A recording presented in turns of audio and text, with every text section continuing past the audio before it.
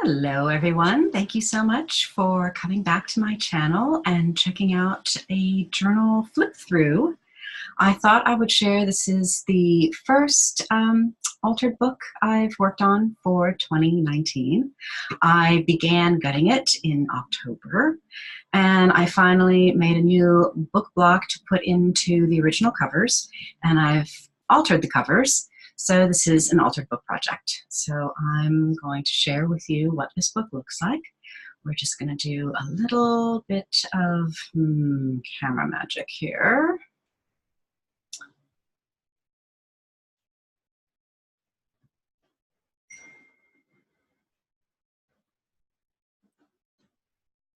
Okay, so I think you should be able to see this altered book. This was a vintage book. I think it was called Stories with Molly. It was from the 50s or something like that. I do a lot of volunteer work at my local library, and old dated books that they can't sell usually get redonated to a thrift shop. And whatever is being redonated, the volunteers get to take home. And I bring home quite a few books for altering and some books that I found interesting to read. So this was one of those books. This was a book that was going to be redonated, so I got it for free. I essentially kept the cover and I covered it, covered the spine. This is some vintage ephemera. It's from an encyclopedia, and I think it's an encyclopedia of philosophy. I have to go through my books to find out.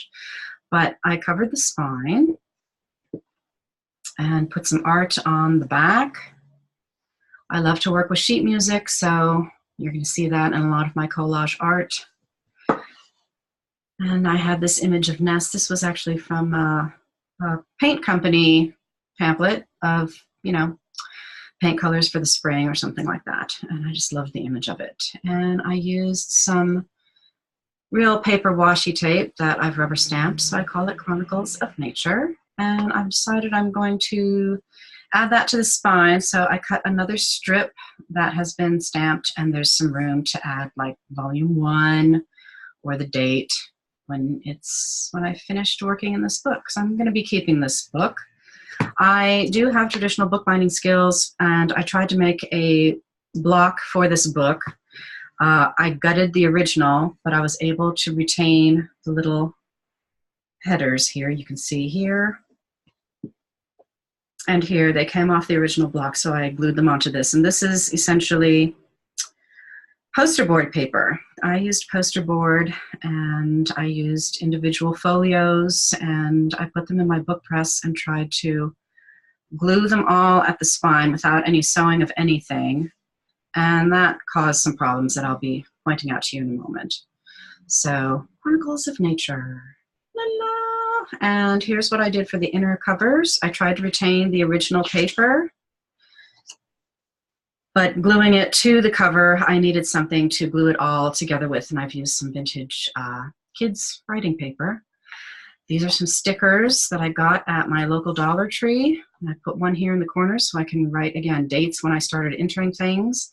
This is a postcard I've glued along the edges to make a simple pocket, so I can put these stickers in here, and I can put these stickers into journal spreads as I go along. And the back, again, here's the original end paper for the original book block, but I've glued it very closely to my book block, so can't really do much to the paper right here, but I can make some notes around here. And I've glued this so that the book block would be glued into the book. So you can see that there's room, and the way it's been glued, you can open the pages easily. But the problem when I glued the block is that some of it, so here's an actual folded folio, that's fine. Glued to another folded folio, I've added tape to hide what is essentially a gap in the seam. And you'll see that here. See, I didn't get them close enough together, and I used some cheesecloth, which actually is not really the right thing for binding your spine of your book block. I should have used the actual book binding cloth. that is similar to cheesecloth, but more tightly woven, yet loose and flexible, because this has a lot of holes in it. So now all of my pages are, that's a folded, glued to a folded, and you can see there's all these gaps in the connection of this book block. Here's a little scrap of paper that came from the card that I cut down to make the back. And I think the reason why this happened is, even though I put it in a small press that I have, I didn't press it too hard, because in the past, when I've made traditional books, I've had a bad habit, oh, more gaps. I've had a bad habit of pressing them so tight that they wind up coming up short in the actual spine. But it's glued together and the little headers are working, so it all opens pretty nicely. I think I'll just have to either use tape or paper to keep these adhered as I work in this journal, so that these don't come apart. I did use PVA glue, bookbinder's glue, but over time, it's possible that these might start to come loose from the spine binding. I know I can do a better job, because I have done a better job. I have made traditionally bound books. I usually just do sound signatures, which helps, and then I just have to compress it flatter. This will be used in a journal spread later. You know, I just have to compress it a little flatter, because if I'd done that, then there would have been an even bigger gap of space here. That's just the date that I pretty much finished doing all the work of altering, from gutting to making a new block, to gluing it into the covers, to arting up the back and front covers.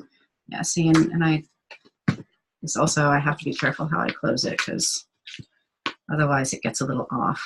When I set it, I put rubber bands around it.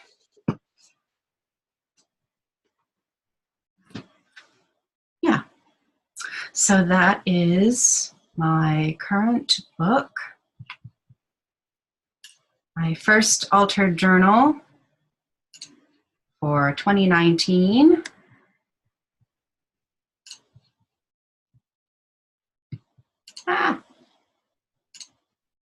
Yes.